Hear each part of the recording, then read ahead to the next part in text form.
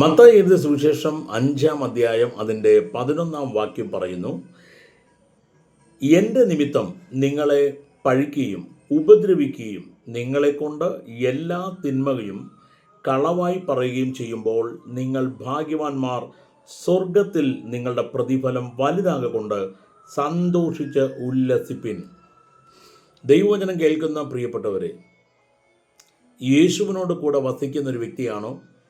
നിങ്ങൾക്കെതിരെ ആര് നിന്നാലും, നിങ്ങളെക്കുറിച്ച് ഇല്ലായ്മ പറഞ്ഞു പരത്തിയാലും, നിങ്ങളെ മോശക്കാരാണ് എന്ന് ആര് പറഞ്ഞുണ്ടാക്കിയാലും നിങ്ങളുടെ കൂടെ നിൽക്കുന്നവൻ വലിയവനാണ്. ഈ വചനം കേൾക്കുമ്പോൾ തന്നെ പരിശുദ്ധാത്മാവ് പറയുന്നു, നിങ്ങൾ ഒരിക്കലും ഒന്നിനെയും ബോധ്യപ്പെടുത്താൻ നടക്കേണ്ട ആവശ്യമില്ല. കാരണം നിങ്ങളെ തിരഞ്ഞെടുത്തതും നിങ്ങളെ നിർത്തിയിരിക്കുന്നതും ദൈവമാണ്. നിങ്ങളെ എന്താണെന്നുള്ളത് തെളിയിക്കുന്നത് ദൈവമായിരിക്കും. ഈ സമയം പരിശുദ്ധാത്മാവ് പറയുന്നു, ദൈവം നിങ്ങളെ തെളിയിക്കും.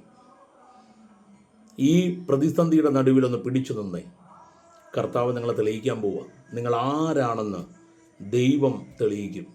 ആകയാൽ ധൈര്യത്തോടെ ഇരുന്നേ. ഒരാളോടും നിങ്ങളെ ബോധ്യപ്പെടുത്താൻ നടക്കേണ്ട. നിങ്ങളെ ദൈവം തെളിയിക്കുന്നൊരു സമയം വരുന്നു. ധൈര്യത്തോടെ ആയിരുന്നേ. കർത്താവ് നിങ്ങളുടെ കൂടെ ഉണ്ട്. ആ കർത്താവാണ് നിങ്ങളെ നിർത്തിയിരിക്കുന്നത്. ആ ഒരു ഉറപ്പിൽ, ആ ഒരു വിശ്വാസത്തിൽ നിലനിന്നേ. കർത്താവ് അനുഗ്രഹിക്കട്ടെ. കർത്താവ് നിങ്ങളെ തെളിയിക്കാൻ പോകുന്നു. ധൈര്യമായിട്ടിരിക്കാം. ആ കർത്താവ് നിങ്ങളുടെ കൂടെയുണ്ട്. God bless you.